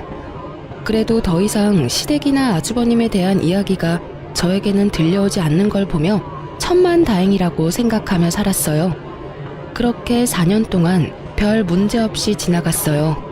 아버지에게 빌린 돈 1,500만 원도 남편 월급으로 2년 만에 다 갚을 수 있었어요. 그리고 4년째 결혼기념일에 남편은 저를 굉장히 충격에 빠뜨리는 일을 저질렀습니다. 그날은 남편과 둘이서 좋은 시간을 보낼 생각으로 가득한 하루였어요. 저희가 애가 없다 보니 이번 기회를 잘 이용하면 아이가 생길 것 같아서 굉장히 즐거운 마음으로 스테이크를 굽고 스파게티와 디저트를 손수 준비했어요. 그리고 도어락 비밀번호 누르는 소리가 들리고 저는 부엌에서 쏜살같이 뛰어나가 남편을 맞이하려 했어요. 그런데 제 눈에 들어온 것은 시부모님 두 분과 뒤에선 남편이 들고 온 커다란 캐리어였어요. 제 얼굴에서 웃음이 사라진 것은 당연한 순서였죠. 아버님, 어머님, 여기는 갑자기 무슨 일로... 제 말에 시부모님은 민망한 표정으로 남편을 쳐다봤습니다. 여보, 이게 다 무슨 일이야? 어머님, 아버님이 어째서 이 시간에 갑자기 우리 집에 오신 거야? 여보, 미안한데 당분간만 부모님 우리 집에서 지내면 안 될까? 왜? 무슨 일인데? 집에 물난리라도 났어? 한창 장마철이라 여기저기 물에 잠겼다는 말을 많이 들어서 시부모님 집도 물난리가 난 줄 알았어요. 그런데 남편이 고개를 흔들더군요. 아, 형이 아버지 집 계약서랑 인감도장 들고 가서 집을 팔아버렸어. 뭐? 갑자기 아주버님 이야기가 또 왜 튀어나와? 여태껏 가만히 있다가 왜 지금에서야? 사실 의아하긴 했죠. 그 아주버님 성격이라면 시부모 집 따위 애저녁에 팔아먹을 것 같았거든요. 워낙 들은 게 많아서 말이죠. 그러니까 이상하잖아요. 돈 나올 구석만 있으면 뭐든 다 뺏어가는 사람이 여태껏 그 집을 가만히 놔뒀다는 게 좀 수상하더라고요. 여태까지 그 인감 도장이 어디 있는지 몰라서 못 팔았던 모양이더라고. 얼마 전에 오랜만에 부모님 얼굴 보러 왔다고 하면서 내려와서는 내내 그거 찾고 있었던 것 같아. 저는 너무 당황했습니다. 집에 큰일이 일어났으니 남편도 여기까지 시부모님을 데려왔겠죠. 그게 싫다는 건 아니었어요. 만약 저도 당장 제 부모님에게 문제가 생기면 우리 집부터 모셨을 거예요. 그런데 그러면 말이라도 해줘야 하는 거잖아요. 저번에도 그러더니 이번에도 남편은 제게 한마디도 없이 시부모님부터 먼저 데리고 와서 대뜸 들이밀면 해결이 되는 줄 아나 봐요. 여보, 내가 항상 말했잖아. 미리 말을 좀 하라고. 이런 일 생겨서 모시고 올 것 같으면 나한테도 미리 상의라도 한마디 했어야 하는 거 아니야? 미안해. 당신이 거절할까봐 여기까지 부랴부랴 모신 것도 있어. 그치만 이 장마철에 어디서 지내게 해. 부모님 모셨다고 뭐라 하는 게 아니야. 미리 최소한 아버님이 당신한테 이런 일로 연락을 했으면 그때라도 나한테 이야기를 했어야지. 그래야 내가 뭘 준비를 하든 말든 할 거 아니야. 이렇게 다짜고짜 모시고 오면 이 늦은 시간에 부랴부랴 두 분 모실 방 정리해, 청소해, 식사도 2인분 뿐인데 어떻게 하라는 말이야. 미안해. 방도 내가 다 정리하고 청소도 내가 하고 두 분 밥도 내가 알아서 할게. 그러니까 제발 여기 있게만 해줘. 부탁이야. 남편이 제게 사정하는데 도와주지 않을 수도 없었어요. 두 분이 본인들이 원해서 또는 며느리 괴롭히고 싶어서 들어오는 것도 아니고 두 눈 가득 제 눈치 보는 걸 뻔히 알면서도 그분들을 내칠 만큼 제 마음이 모질지도 못했죠. 그렇지만 이대로 계속 살 수도 없는 노릇이었습니다. 두 분은 할 일을 찾지 못해 계속 불안해하셨고 계속 시골로 내려가고 싶어 하셨어요. 결국 저와 남편은 상의 끝에 제가 모아뒀던 돈 2천만 원을 시골에 있는 집에 월세 보증금으로 넣어 시부모님 두 분을 모시기로 했어요. 전세를 해드리고 싶었지만 돈이 없으니 어쩔 수 없이 월세를 들어갈 수밖에 없었죠. 그렇게 보증금을 넣으면서 이름은 제 이름으로 계약했어요. 그 아주버님이 언제 또 이 재산을 노릴지 모르니 제 이름으로 해야만 했죠. 시부모님도 남편도 모두 동의한 사항이었어요. 그렇게 어떻게든 급한 불은 껐지만 저는 속으로는 내내 부글부글 끓었어요. 남편도 남편이지만 그 시숙의 존재 때문에요. 도대체 뭐하는 작자이길래 우리에게 이렇게 피해를 주나 싶었거든요. 어떻게든 한 번은 정리해야 할 문제라는 생각이 들었죠. 아니, 평생 동안 모은 돈을 갈취당하면서 살 수는 없는 노릇이잖아요. 그래서 결국은 각오를 다지고 아주버님의 뒤를 캐기로 했어요. 흥신소라는 게 보통은 불륜을 잡는 곳인데 저는 가족의 뒤를 캐려니 약간 기분이 이상했어요. 그래도 이대로라면 우리가 피해를 고스란히 입겠다 싶어서 어디서 뭘 하는 사람인지 주소와 전화번호를 알고 싶다고 했어요. 흥신소 직원이 남편은 전화나 주소 같은 건 모르냐고 묻길래 남편도 연락을 끊어서 모른다고 말했거든요. 그런데 얼마 뒤 흥신소 직원이 제게 아주버님 조사한 서류를 주더라고요. 진짜로 남편이 모르는 거 맞나요? 저희가 뒤를 캐보니 전혀 다른 내용이던데 한번 확인해 보시죠. 그게 무슨 말이에요? 남편도 시숙이랑 연락 끊은 지 오래돼서 모른다고 하던데. 그 시숙이라는 분이 남편 뒷조사를 했던 것 같더라고요. 그래서 저희도 조사하면서 알게 된 사실인데 두 사람이 뭔가 거래를 한 것 같던데 그 부분은 저희가 상세히 알기는 어렵고요. 사실 저희가 완전 다르다고 한 건 그 뒷부분에 넘어가면 있거든요. 먼저 확인 한번 해보세요. 흥신소 직원의 말에 저는 서류를 한 장 한 장 넘기다가 너무 놀라 뒷목을 잡을 뻔했어요. 게다가 너무 화가 나서 손에 힘을 너무 많이 주는 바람에 들고 있던 서류까지 구겨지고 찢어졌죠. 뒷조사에는 아주버님만 있었던 게 아니었어요. 남편이 웬 여자와 만나는 게 찍혀 있더라고요. 여기서 불륜이라니. 제가 너무 놀라 부들부들거리고 있자 그 직원분이 저한테 말해주더군요. 저희가 서로 만나는 걸 직접 확인했습니다. 두 분이 뭔가 이야기를 하고 남편분이 돈을 건네더군요. 두 분의 대화 내용은 일단 녹음해 왔습니다. 그리고 의뢰대상만 쫓으려고 하다가 혹시나 해서 남편분도 같이 쫓았는데 이런 결과가 나왔어요. 맨 마지막에는 숙박업소에 함께 들어갔다가 함께 나오는 남편과 상간녀의 모습이 그대로 찍혀 있었어요. 아주버님을 조사하려다가 남편의 불륜을 알게 된 제 기분은 완전히 바닥을 쳤습니다. 그리고 직원이 들려주는 대화 내용을 듣고는 더 열이 받아버렸죠. 왜 또 돈을 달라고 하는데? 나 이제 돈 없다니까? 그 일은 저번에 준 2천만 원으로 끝난 거잖아. 형이 비밀 지키겠다고 했고 그것 때문에 내가 아버지 인감이랑 집 계약서 어디 있는지 알려줬잖아.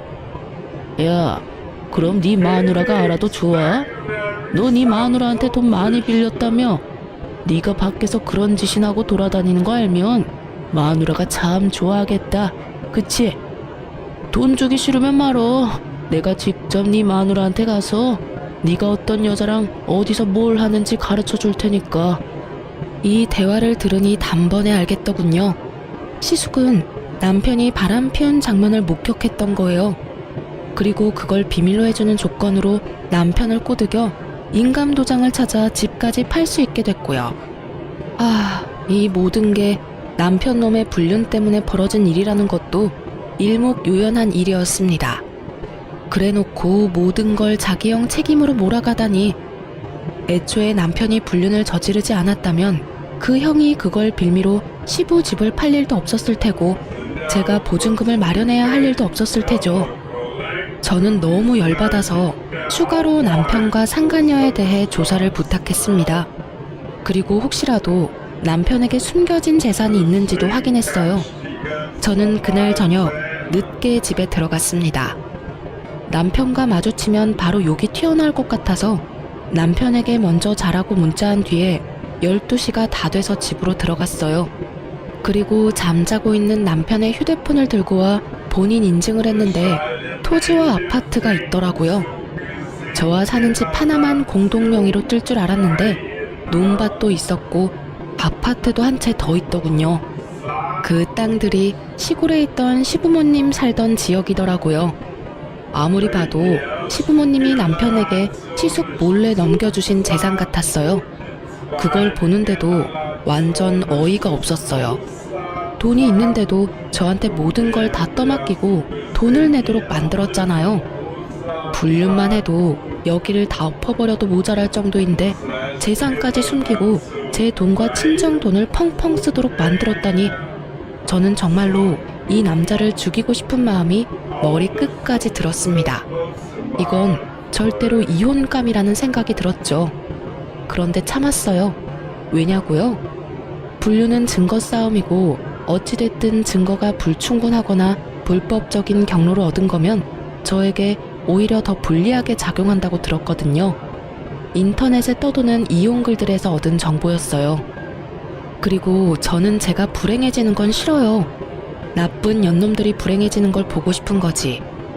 게다가 흥신소에서 수집한 증거들은 모조리 불법 증거가 될 수도 있어서 일단 제 손으로 띄어야 했죠. 다행히 여름 휴가철이라 여름 휴가 명목으로 가게 문을 일주일간 닫았어요. 그리고 그 일주일간 남편 뒤를 캤답니다.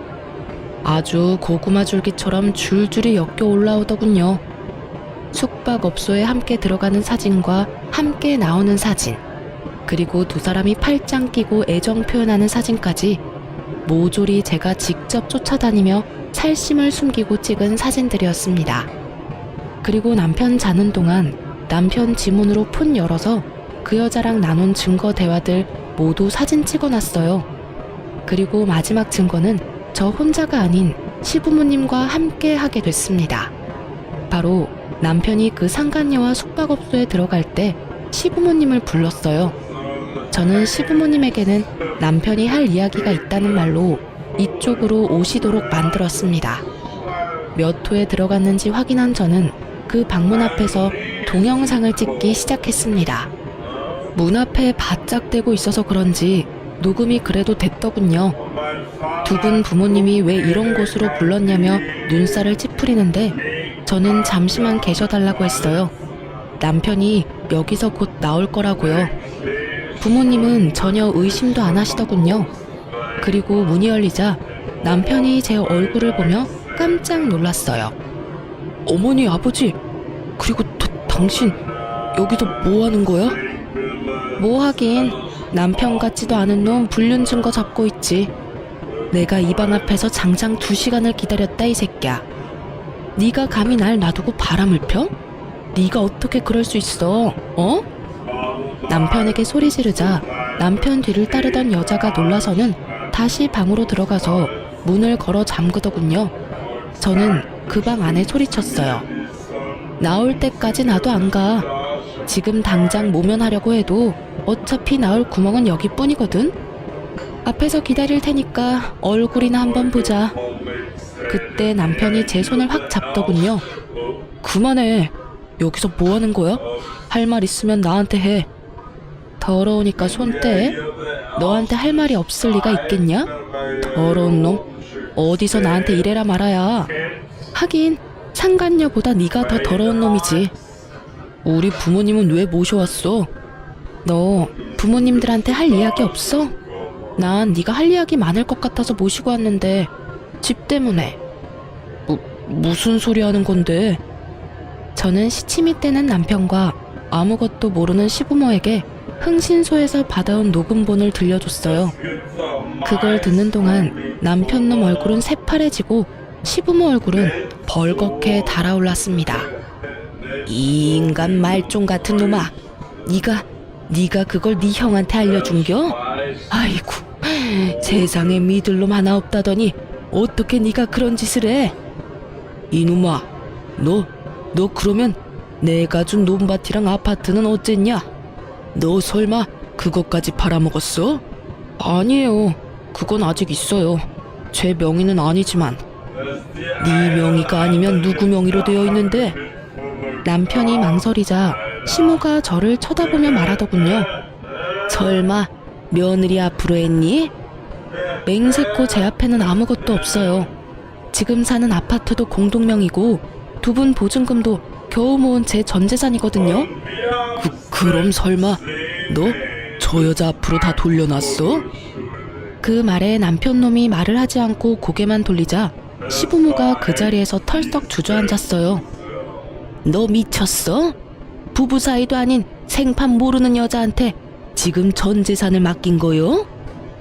난리가 났습니다. 이런 난장판이 따로 없었어요.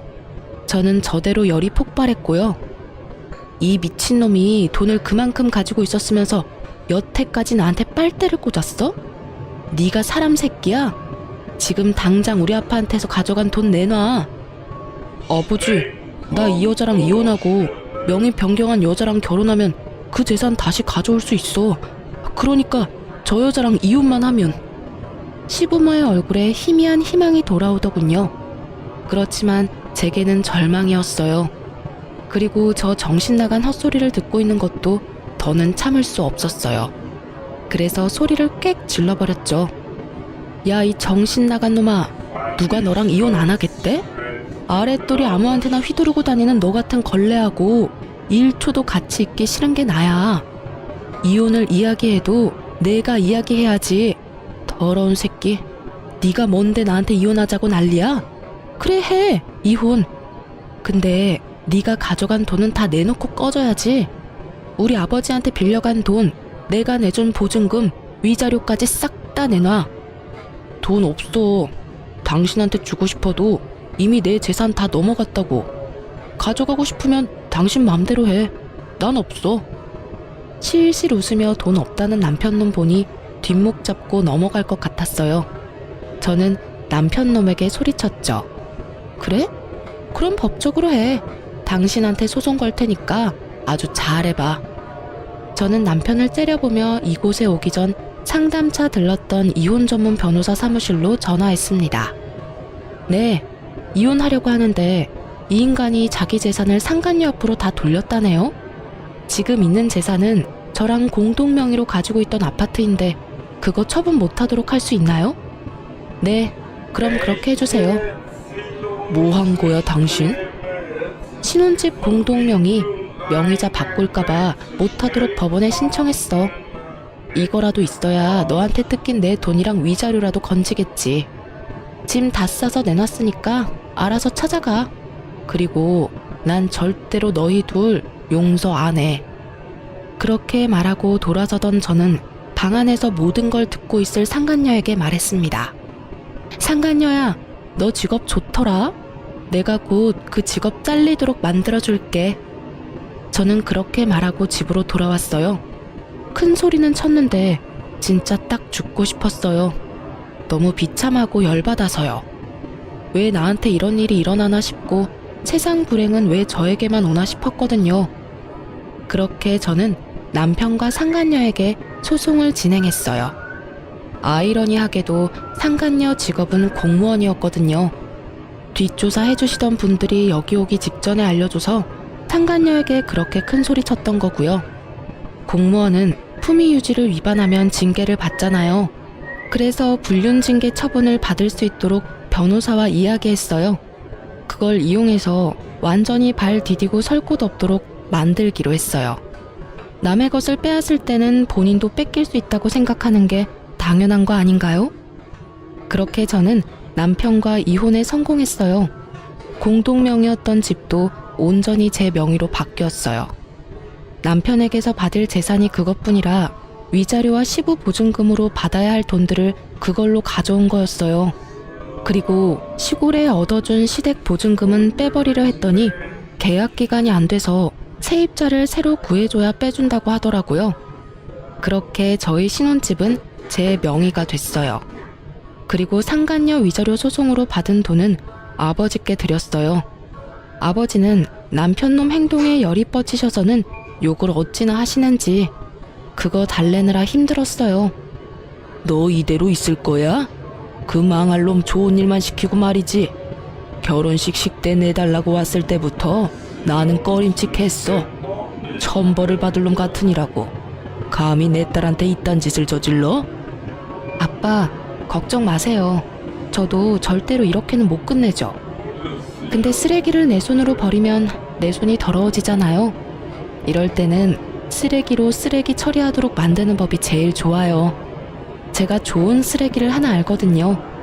저는 아버지에게 그렇게 이야기하고 전 남편의 형에게 전화를 걸었습니다. 네, 안녕하세요. 저 당신 동생 와이프예요. 얼마 전에 이혼했거든요. 나한테 돈 달라고 전화한 거면 번지수 잘못 짚었어요. 나 돈 없거든. 그리고 동생이랑 남남이면 나랑도 남남인데 뭔 일로 전화를 했어요? 별일 아닌 거면 끊습니다. 급하시네요. 좋은 거 알려드리려고 전화했는데 당신 남동생한테 재산이 얼마나 있는지 모르죠? 걔는 벌써 내가 다 털어서 얼마 전에 연락했는데 개털이던데. 그럴 리가 있겠어요? 제가 문자로 땅, 아파트 한 채 주소 어딘지 보내드릴게요. 그거 당신 동생이 가지고 있던 재산이었거든요. 당신 부모님이 당신한테서 지키려고 동생 명의로 바꿔놓은 거예요. 그리고는 당신한테 들킬까봐 시댁에도 자주 못 오게 하고. 알고 계셨어요? 뭐? 그런 게 있었다고? 이야, 요거 간땡이가 부었네. 아, 근데 그거 명의 얼마 전에 바뀌었어요. 당신 동생이 만나던 여자 이름으로요. 뭐? 그쪽으로 바뀌면 어떻게 하기 힘든데? 괜찮아요. 두 사람 곧 재혼할 것 같은데 형님이 제주껏 재능 발휘하시면 될 것 같네요. 제가 굳이 손대고 싶은 마음은 없거든요. 아, 부부가 되면 가져오기 쉽지. 가서 한 판 휩쓸어주면 냅다 던져주거든. 근데 이렇게 알려주는 이유가 뭐요? 뭐긴요. 저를 이렇게 괴롭혔으니까 그 사람들도 괴로워봐야 하지 않겠어요? 그 녀석도 무서운 사람 건드렸네. 대신 부탁 하나 있어요. 재산 다 뺏고 나면 전화해서 그 사람들 어땠는지 이야기 좀 해주세요. 그러고는 전화를 뚝 끊었어요. 저는 앞으로 벌어질 일들을 기다리고 있었어요. 쓰레기 형님이 쓰레기 동생을 어떻게 처리하나 하고요. 그리고 며칠 뒤에 전화가 왔더군요. 이야기를 들어보니 아주 웃겼어요. 전 남편 놈은 자기들의 보금자리까지 찾아온 형에게 놀라 한바탕 뒤집어졌다고 해요. 그 와중에 형이 재산 내놓으라고 행패 부리며 안 내놓으면 여기저기 불륜 소식 다 알려버리겠다고, 그리고 이 아파트에 사는 사람이 모두 알도록 만들겠다고 협박했는데도 안 내놓더래요. 그래서 그 형님이 어쨌다는 줄 아세요? 상간녀 부모한테 가서 무슨 자식을 그따위로 키웠냐고 불륜이나 해서 남의 가정 깨고 남의 재산 다 가져간 파렴치한으로 만들어버리는 바람에 결국 상간녀 부모 쓰러져서 몸져 누웠다고 하더군요. 그리고 그 이야기 듣고 뛰쳐온 상간녀가 결국에는 전 남편에게 받았던 재산 싹 다 돌려줬다고 했답니다. 하긴 그렇게 애지중지 키운 딸년이 유부남이랑 붙어먹으며 불륜이나 저질렀다는 걸 알면 얼마나 충격받았겠어요. 이렇게 화려하게 제 복수를 대신해주니 분노와 화로 가득했던 가슴속을 시원하게 덜어낼 수 있었어요. 그런데 그러고 며칠쯤 지났을까요? 상간녀에게 연락이 왔더라고요. 사실 저는 전 남편과 만나기 싫어서 제 명의가 된 집도 팔려고 내놨고 애견 미용실도 다른 곳으로 이전하려고 생각 중이었거든요. 그놈 얼굴 보기 싫어서 그랬는데 뜬금없이 상간녀가 연락 오니 좀 의아했죠. 안 만나고 싶었지만 마지막이라는 생각으로 한번 만나주기로 하고 나갔어요. 약속을 하고 만난 곳에는 상간녀와 전 남편이 같이 있었어요. 두 사람이 왜 날 불렀나 싶었지만 제가 쫄릴 게 뭐가 있겠어요? 잘못한 건 두 사람인데. 그래서 당당하게 그 앞에 앉아서 물었죠. 왜 보자고 하셨어요? 꼭 이렇게까지 했어야 해요? 상간녀 표정이 그 전과는 다르게 아주 시달려서 눈밑이 시커멓게 기미가 꽉 꼈더군요. 마치 상간녀의 앞날처럼 말이죠. 저는 싱긋 웃으며 정말 아무것도 모른다는 것처럼 물었죠. 뭘요? 아주버님요. 아, 그분요? 그분이 왜요? 저희 주소랑 이 사람 재산 있는 거 알려준 게 당신이라면서요. 그 사람이 저희한테 다 말해줬어요. 혹시 우리 부모님 찾아가라고 한 것도 당신이 한 짓이에요? 어이가 없네. 이젠 뭐든 다 내 탓이야? 네가 뭔데 나한테 그딴 소리 하는데. 그래서 나한테 책임이라도 씌우고 싶어서 그래? 내가 알려줄까? 너희 집 주소, 그리고 저기 찌그러져 있는 저 새끼가 가지고 있던 재산 내가 다 알려줬어, 그 형님한테. 그런데 난 알려준 것뿐이야. 세부적인 일은 그분이 혼자서 다 하셨지. 내가 왜 그런 일을 해? 미안한데 쓰레기 치우는데 내 손을 쓰는 건 너무 더럽잖아. 그것도 하나가 아니라 둘이나 됐는데. 그래서 사고 치는 거 좋아하는 사람한테 정보 하나 준 것뿐이야. 그렇다고 내가 뭘 해달라고 요구한 적 없어. 녹음한 거 있는데 들어볼래? 진짜로 당신이 시킨 게 아니라고요? 내가 말 안 했어도 언젠가는 당신들 찾아갔을걸? 거기 짜져있는 아저씨가 대답해봐요. 맞죠? 당신 형님 그러고도 충분히 남을 사람이잖아. 결혼식 전까지 한 번도 그 존재에 대해 들어본 적 없는 형님이 우리 결혼식에 와서 시댁 축의금 홀라당 훔쳐서 도망가서 결국에는 우리 친정아버지가 그 돈 내도록 만들었죠. 돈 될 만한 땅도 그렇게나 많이 가지고 있었으면서 돈 한 푼 안 내고 나한테 돈 다 내도록 만들었잖아. 그게 이 인간 수법이라고. 그 형님이라는 쓰레기 같은 인간이랑 똑같은 쓰레기. 제 말에 상간녀가 분노를 삼키려는 건지 이를 꽉 깨물더군요. 이제 알겠어? 네가 가져간 게 저런 인간이야. 잘 됐지 뭐. 나만 아니면 되니까. 야, 이 나쁜 놈아. 그런 가족이 있었으면 나한테 말을 했어야 할 거 아니야. 너 지금 나 속이고 결혼하자고 한 거라고. 아줌마, 다 됐으니까 이 남자 데리고 가요. 다시 가져가라고요. 저 새끼 때문에 나는 3년간 악착같이 공부해서 들어간 번듯한 직장에서도 해임됐고 결국에는 소문까지 다 나서 얼굴도 못 들고 다니게 됐어. 우리 부모님은 아예 내 얼굴 볼 생각도 안 하고 이놈은 자기도 회사 잘려서 놀고 있지를 않나 위자료 대신 내준다는 말만 믿고 있었는데 그 형이 나타나서 다 빼앗아 가질 않나. 이게 도대체 무슨 일이냐고. 당신이 남자 간수를 못하니까 지나가는 나 같은 여자가 봉변을 당하는 거잖아. 아니, 눈 맞은 건 둘인데 왜 나한테 성질이야. 내가 이 썩을 인간한테 더 유감이 있긴 한데 너한테도 유감은 차고도 넘쳐. 어디서 유부남 노리고 만난 년이 감히 나한테 큰 소리야. 그리고 한 번 가져갔으면 반품 불가거든? 그럼 어떡하라고. 내 인생 완전히 망했는데. 나는 직장도 돈도 명예도 이젠 부모님도 잃었다고. 나한테 남은 건 하나도 없어. 네가 책임져. 이 정신 나간 놈아. 왜 그땐 형 하나 간수를 못해서 내 인생을 망쳐놔.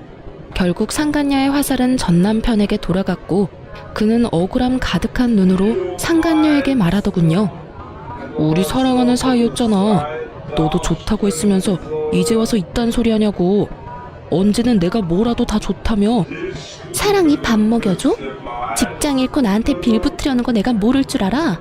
내 인생 돌려놔 이 나쁜 놈아.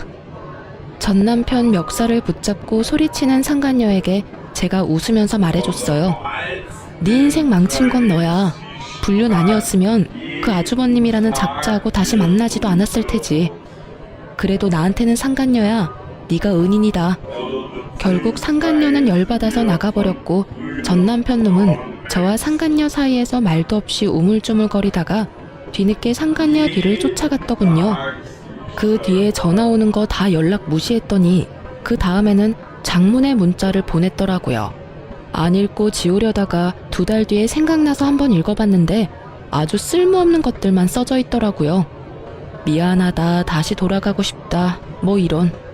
정말 하등 쓸모없는 후회로 가득한 말? 괜히 읽어서 제 기분만 잡쳤어요. 결국 여기서도 저기서도 버림받은 전 남편은 빈털터리에 집도 없이 결국 시골 시댁으로 내려가 보증금 2,000짜리 시댁에 들어갔다고 하더군요. 그런데 자기들 재산 다 말아먹은 시부모가 그런 아들을 집에 곱게 들였겠어요?